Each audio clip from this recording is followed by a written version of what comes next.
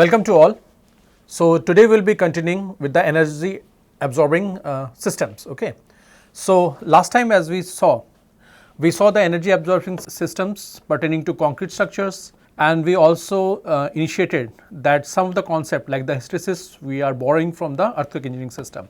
So moving ahead, now we will be dealing with the base isolation systems. Okay. So some of the commonly used energy absorbing systems which are used in seismic analysis, we will be having a review of that. Okay. So one of the system is the base isolation systems. Okay. So what is a base isolation system? Basically what happens is that there is a lead rubber bearing. Okay.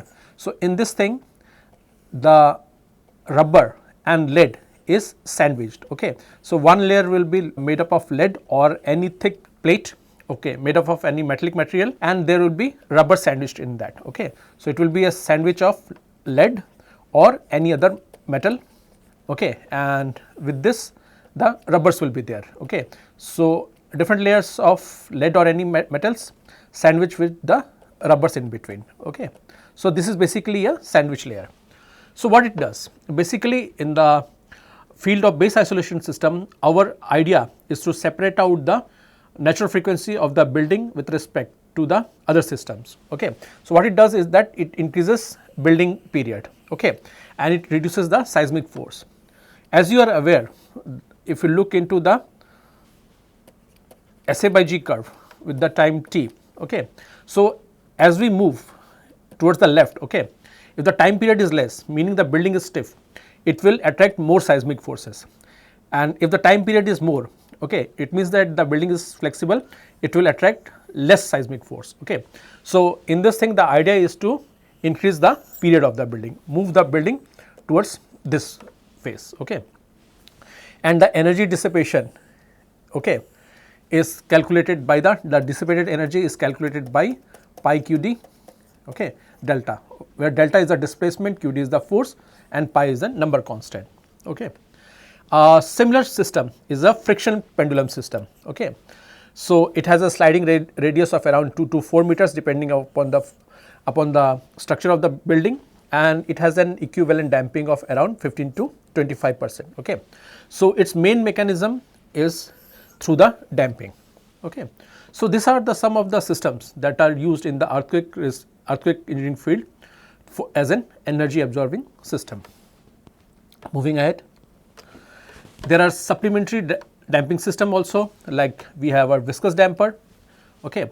Traditionally viscous dampers, okay, is expressed in terms of a force velocity relationship, okay, where total force equals to a constant, okay, a damping constant times the velocity which is given by some power law. Okay. And typical damping ratio is 20 to 40% out here. Okay. Sometimes there are braces also used. Okay. So this braces, what they do is that they try to limit the buckling that is occurring in the system. Okay. So basically they are made up of this type of braces are there.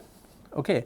We can see in many buildings, if this is the normal framing of the building, there will be bracings. Okay. And these bracings are made up of, normally they are made up of steel, okay, and steel have a yield strain of 0.2 to 0.3%, okay, and they have a very large plastic deformation. Okay. So these are the some of the mechanisms which are used for providing energy absorption to a building undergoing earthquake motion. Okay. So now we come to how the dampers absorb energy. Okay. So we look into the total balance. The total energy is broken into kinetic energy, the elastic energy, the inelastic energy, and the dissipated energy. So what dampers do? Dampers convert the kinetic energy into heat. Okay. So energy dissipation, as we have seen, the energy dissipation is energy within the hysteresis loop. Okay.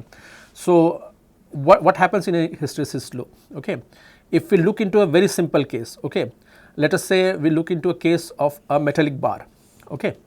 So if there is a metallic bar, okay, and if this is undergoing a motion, okay, by the application of a force F, okay, and the signature of the force in time is something like this. Okay. So, it is increasing, that reverses the direction, then again increasing, then reversal of direction, and so on and so forth. Okay. The same thing can be given by a displacement field also. Okay. So, we can apply a displacement field also. So, if we apply a force, this is called a force controlled mechanism, and if we apply a displacement, this is called a displacement control. Okay. So, what we do is that we apply the displacement in the positive phase, then reversal of the displacement, and again and again. Okay. So, if we look into the behavior of this thing here, what will happen? Okay. This will be going into the elastic phase. Okay. This will be going into the elastic phase. After that, it will go into the plastic phase, return back, move to the negative phase, again back, and so on and so forth. Okay. So, this force versus displacement, okay, force versus displacement, okay, that is seen by this bar. Okay. This is called a hysteresis loop. Okay. And the area under this hysteresis loops gives us a notion of the total energy absorption, that this is going to happen. Okay. So, let us compare this thing with some of the known materials. Okay. So, what will happen to let us say a glass type of thing. Okay. Let us say we are giving this same displacement or force field, okay, to a glass type of bar. Okay. So, once it leaves the initial phase, it will break here. Okay. There will be no stress reversal. Okay. So, if this is glass, okay, so the total area under this curve is almost 0. Okay. So, glass is very bad in energy dissipation. Okay. If we look into some of the metals, okay, so the metals will be undergoing this type of hysteresis loop. Okay. And this will be limited by the amount of total strain that the metal can undergo. Okay. So, if the total amount of strain is limited, then the hysteresis area will be less. Okay. If the metal is very ductile, okay, then the hysteresis area will be large. Okay. So, then this material, okay, is good in energy dissipation. Okay. So, the total area under this curve gives us a notion of the total energy dissipation and the efficiency of this material. Okay. For having a viscous type of dampers, we use the force velocity relationship, okay, in order to gauge the dissipation capacity of the material. Okay. So, what does damping do? Damping tries to reduce the vibration amplitude as well as it tries to reduce the duration also. Okay. So, we will compare some of the systems. Okay. So, let us say we are applying a base isolation type of system. Okay.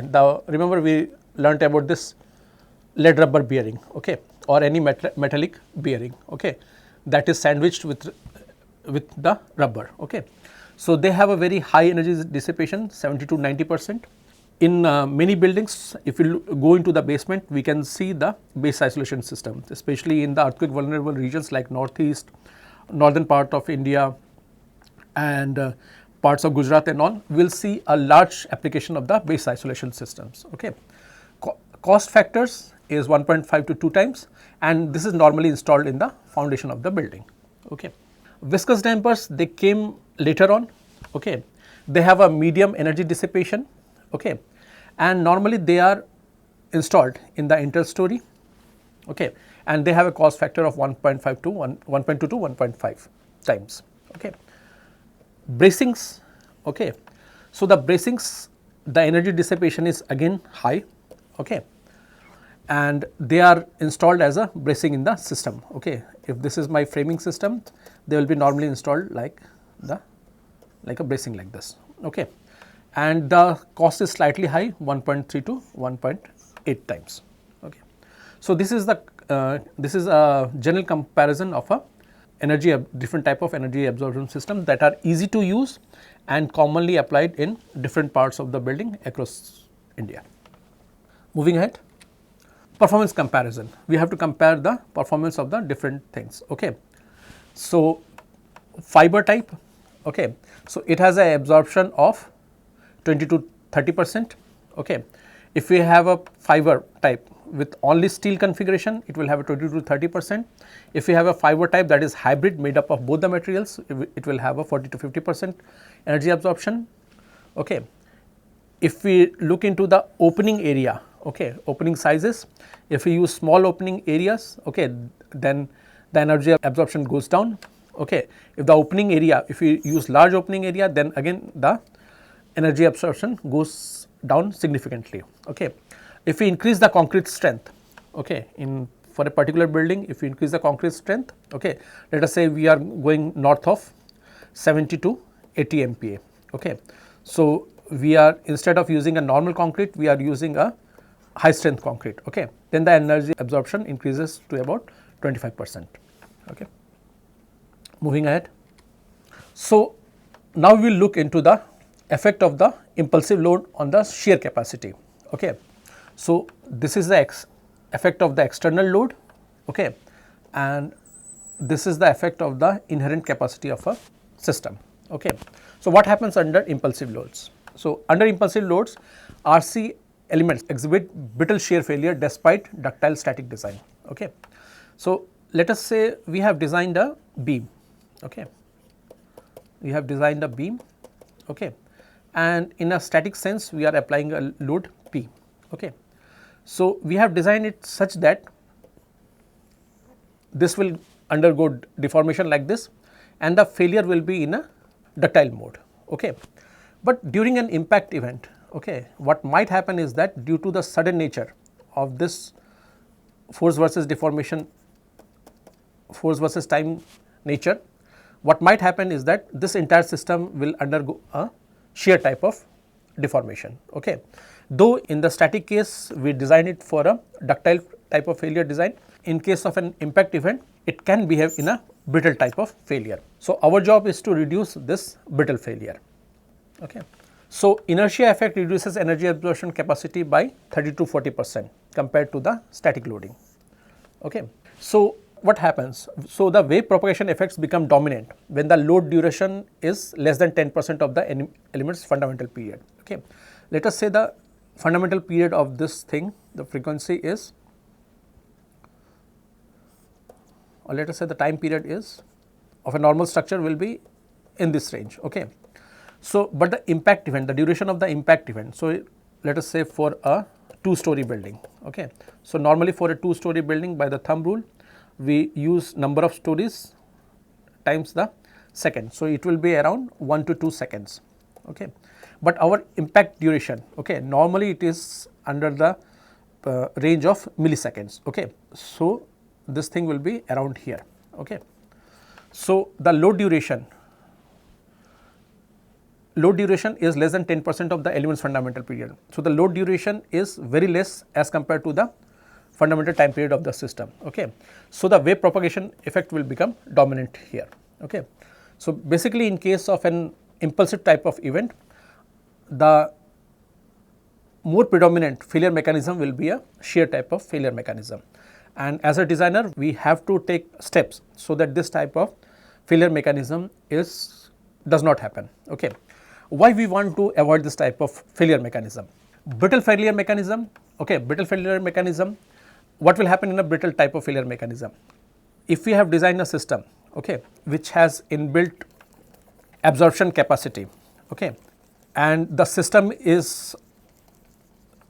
has absorption capacities. Okay. So, in order to have this absorption capacity, okay, the area under the hysteresis loop has to occur. Okay. So, it means that the total strain or the total displacement has to be realized, but in case of brittle failure, what will happen is that the system will fail abruptly. Okay. So, there is an abrupt failure of the system and the total strain will not be realized. Okay. So, the things that are being used to make the system are not effectively utilized. Okay. So, this is a sudden abrupt failure, the total capacity of the system is not utilized. Okay. So, in order to avoid all these things, we normally try to avoid the brittle failure and we try to have a ductile type of failure. Okay. So, what are the mitigation strategies that are used in order to circumvent these problems? Okay. So, what we will do is that we will increase the transverse reinforcement ratio. Okay. We will put fiber reinforcement. We will use section confinement techniques. Okay. So, let us look into these things. What happens here? Okay. Okay. So, let us take a very simple example of a column. Okay. So, let us say that we have a column, okay, and we have only this bars, longitudinal bars. Okay. There is no transverse reinforcement. Okay. And let us say it is trying to undergo, or it is being hit by an impact load. Okay. So, if there is no transverse reinforcement, okay, what will happen? As we know, the concrete is very weak in tension. Okay. So, the moment it undergoes tension in any of the faces, the spalling will try to occur. Okay. The spalling will occur. Okay. And in case of tension, okay, in the other direction there is no reinforcement to take care of this section. Okay. So, the failure of the concrete will occur. Okay. So, let us say we look into this type of scenario. Okay. Same configuration, but there are transverse reinforcement. Okay. So, in the other direction now we have reinforcement, okay, to protect this concrete against spalling under tensile failures. Okay. So, the increased transverse reinforcement ratio increases the capacity of the section to this type of failures. Okay. Fiber reinforcement, as we know, in this case there are no fibers. Okay. So, if we distribute the fibers, okay, in the concrete phase, okay, what will happen is that it will stop the micro crackings, okay, and will stop the propagation of the cracking inside the concrete. Okay. So, this will also increase the capacity of the section. Section confinement techniques, okay, we know that in case of a, let us say this is a case of a uniaxial case, okay, and let us say we have a triaxial case. Okay. So, the system is confined in all the three directions. Okay. So, in this case, if the strength is sigma c, then here the strength will be more than sigma c. Okay. So, strength of this one, sigma concrete confined and sigma concrete unconfined. So, the confined strength of the concrete will be more than the unconfined strength. Okay. So, therefore, we try to confine it either having some sort of axial load at the top, or this transverse reinforcement ratio also provides as a confinement bars. Okay. So, this also increase the resistance against spalling and other tensile failure, and it also gives a confinement type of effect in the concrete. Okay. So, using this very simple things, we can increase the capacity of the system. Okay. Moving ahead. So, what are the optimization strategies that we can use in case of a reinforced concrete design? Okay. So, we can put fibers across the section. Okay. So, even a very small amount of fiber, 0.75 to 1% will give a very increased performance, okay, because it will prevent the micro cracking, okay, and it will give a uniform resistance, okay, throughout the section. Confinement, okay, if you have a spiral confinement or FRP wrapping, so what it will do? It will prevent the spalling, okay, it will prevent the tensile failures, okay, and it will also give a confinement effect, okay, thereby increasing the resistance of the concrete against the different types of failures. Okay. So, the confinement plays both ways, preventing spalling and tensile failure, and it also increases the compressive strength of the concrete. Okay. Next thing what we can do is that we can modify the geometry of the section. Okay. We can use a flange sections, we can use composite sections. Okay. What happens? Okay. If my section is uniform, okay, so here there is some part that is resisting the compression, there is some part that is resisting the tension. Okay. So, as concrete is weak in tension, okay, this part is not effectively resisting the tensile thing. The resistance toward the tension is coming from my reinforcement only. Okay. So, here I am not effectively utilizing my section. So, if I have a section like this, okay, using the same volume, okay, the efficiency of the section increases. Okay. So, using this type of modifications, okay, geometrical modifications, we can increase the efficiency of the sections. Material selection, okay, as we have already seen, okay, normally we use the normal grade of concrete, okay, meaning the compressive strength of the concrete is around in the range of 30 to 80 megapascals. Okay. So, what we can do is that, let us say we have a concrete section, we are making a slab. Okay. We are making a slab and we have made it using M30 to M80. Okay. So, due to the limit state of strength, limit state of serviceability, okay, the section thickness will be more, maybe around 300 mm. Okay. But if we use a very high grade of concrete, okay, let us say we are using M150, okay, then the thickness requirement will be very less. Okay.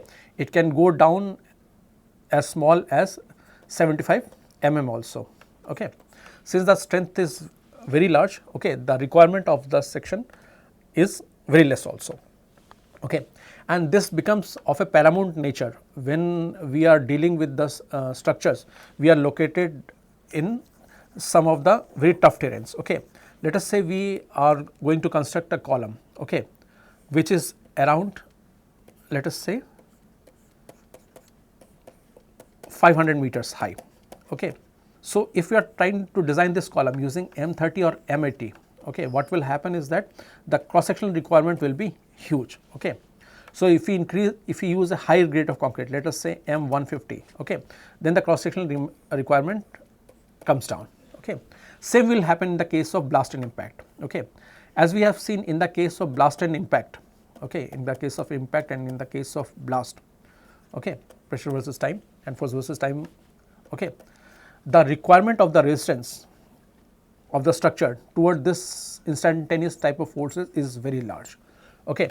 So, let us say we are designing a bunker, okay, or we are designing missile shielding systems. Okay. So, in these things the amount of forces is very high, okay, the magnitude of the force is very high and is applied on a very short duration also. Okay. So, conventionally if we use the lower grade of concrete, our requirement of the thickness might be as large as 3 to 4 meters. Okay. But if we use high strength concrete, our requirement can go down as less as 750 mm. Okay.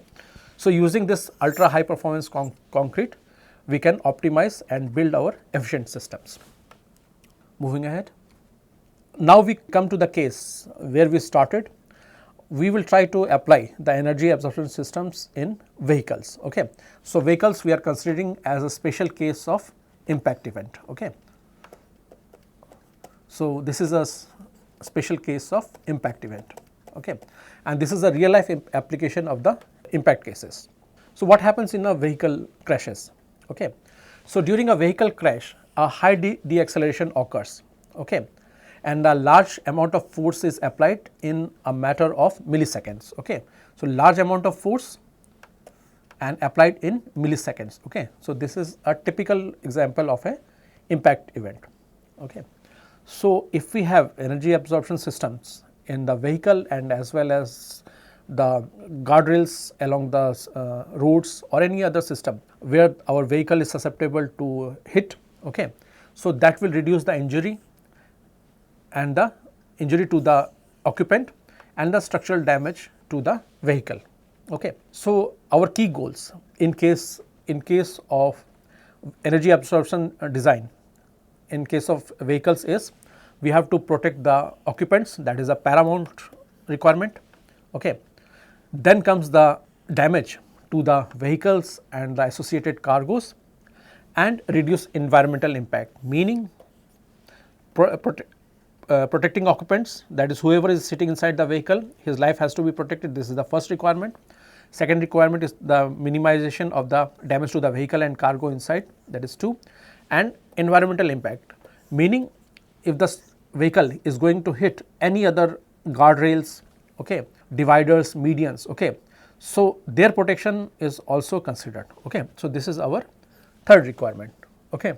So in the case of energy absorbent materials for a vehicle crash, this is how the hierarchy goes, and this is the design criteria, okay. So a term normally is used, that is called a crashworthiness. So what is the crashworthiness? The crashworthiness is nothing but the ability of a vehicle to absorb impact energy and protect passengers, okay. So this is a sum total quantification of the key goals, okay. So if the crashworthiness is more, it means the vehicle can efficiently absorb energy and it can protect the life of the passengers to a greater extent, okay. So this is one of the quantification that is used, okay, while designing any vehicle protection systems, okay. Moving ahead. So mechanisms for energy absorptions, okay.